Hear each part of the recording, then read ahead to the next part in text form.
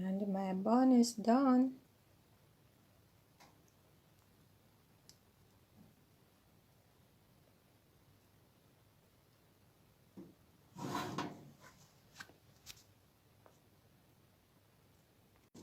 This is the bun now that's finished, and we eat it with cheese. This is a special cheese we have here in Jamaica. We call it tasty cheese, and it has that shape because it comes in a round tin.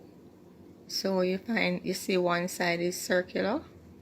So that's it. We just eat like a slice. Some people like to just have like a slice with the cheese on top, or just make a sandwich. And we have this for Good Friday breakfast. Really, really lovely.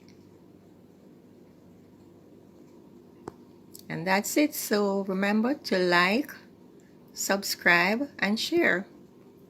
And the recipe will be in the description. Thanks for watching.